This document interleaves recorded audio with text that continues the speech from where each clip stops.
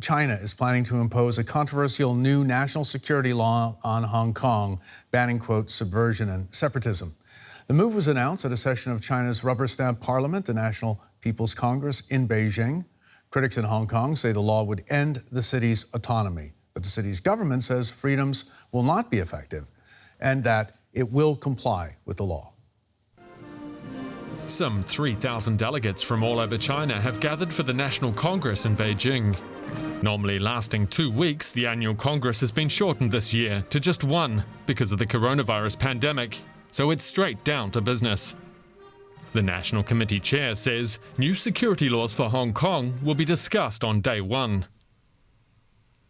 To ensure the policy of one country, two systems is firmly upheld over the long term, we will strengthen the sense of mission and political responsibility of National Committee members representing Hong Kong and Macau, and firmly support the improvement of systems and mechanisms for enforcing China's constitution and the basic laws of those two special administrative regions.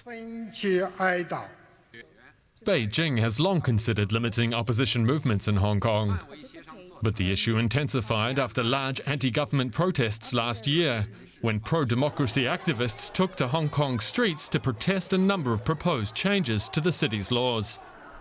The demonstrators believe Beijing is chipping away at the territory's unique rights to assembly and free speech. Just this month, a number of Hong Kong lawmakers were dragged from Parliament amid a row about a Chinese national anthem bill that would criminalise disrespect of the song. On Thursday, many legislators said the Central Communist Party was tightening its grip on Hong Kong. I just want to say to the international community that this is the end of Hong Kong. This is the end of one country, two systems. Make no mistake about it, that Beijing, the Central People's Government, has completely breached its promise to the Hong Kong people. Any new laws coming from Beijing are almost certain to spark more protests in Hong Kong and attract attention from the wider world. Let's get the view now from Hong Kong. We're happy to be joined by Joshua Wong. He's one of Hong Kong's leading pro-democracy activists. Good day to you and hello to Hong Kong. What's your reaction to what we're hearing from Beijing from this proposed new legislation? Chilling effect is generated by Beijing, and the national security law that's suggested by Beijing to impose in Hong Kong, they totally violate on procedural justice and even hope to bypass the legislature in Hong Kong once National People's Congress announced, and Hong Kong police or the secret agent can use this to arrest people or prosecute people or even extradite Hong Kongers from Hong Kong to China. And maybe the next new Xiaobo will not exist in China, but from Hong Kong. Is that what you're expecting? Are you expecting, Joshua, Beijing to begin arresting people after it imposes this law, should it do so? The number of arrested protesters since last summer are 8,000, and even more than the number of prisoners or inmates in Hong Kong right now. So chilling effect is being generated, and no doubt at all they will continue crack down on Hong Kong people that fight for democracy and freedom. But I just hope to let the world to know that the national security law is not only suitable for Hong Kong citizens, even travelers or foreigners in Hong Kong, they are also allowed to be arrested with such evil law. And does that mean they could be too extradited to the mainland? Yes, and that's the key point. And last year, we opposed the extradition law that's really controversial and result in 2 million people took to the street. But later on, in 2020, Beijing didn't plan to impose the extradition law. They just plan to announce it in Beijing instead of to go through the legislation process in Hong Kong. Joshua, the Hong Kong government's saying it will fully cooperate with Beijing on this national security law. What do you make of that?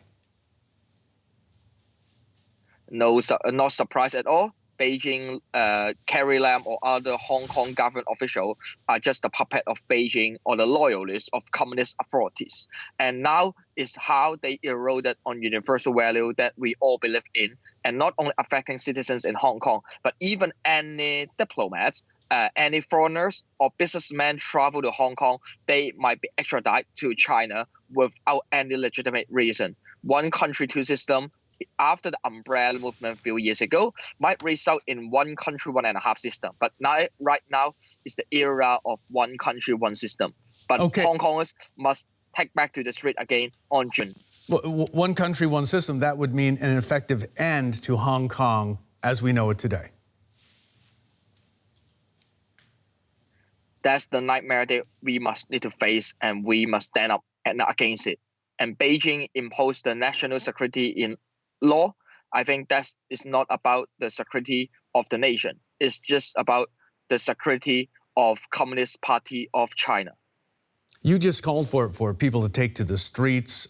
Is that what you see happening in the days ahead? Will people be taken to the streets? And isn't there the concern that they will be arrested then and potentially extradited, the protesters, to the mainland?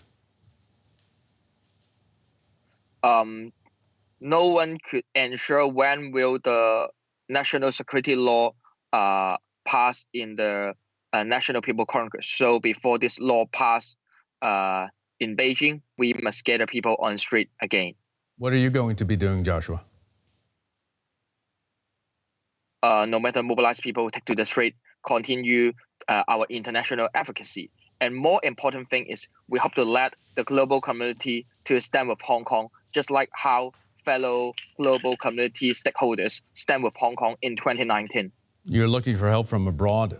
Are you thinking that America, Donald Trump has said he would react very strongly, the U.S. president, should Beijing enact this law? Are you hoping for help from the U.S.?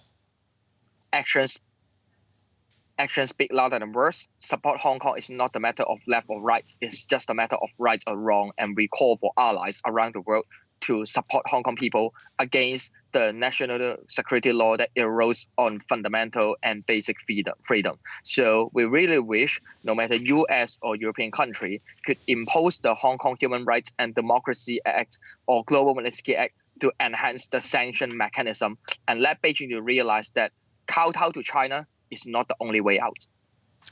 Joshua Wong for us today from Hong Kong. Thanks very much for that, Joshua. Thank you. DW's Fabien Kretschmer is following the story for us in Beijing. Good day to you, Fabien. What more can you tell us about these new laws? Yeah, I would describe those new laws as basically the biggest blow to the autonomy of the city since the handing over in 1997.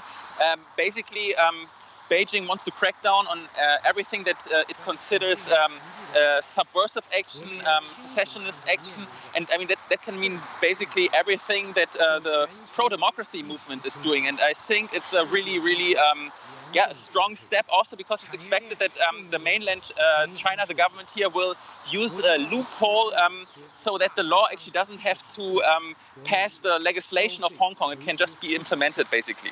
What are Beijing's objectives here? Where does it want to go with these laws?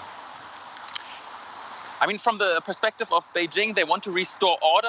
They basically want to solve the conflict with the pro-democracy movement in their own way. And it's also a message actually to foreign governments, basically the US and to some degree also the German government, who sometimes support the activists, the pro-democracy movement in Hong Kong.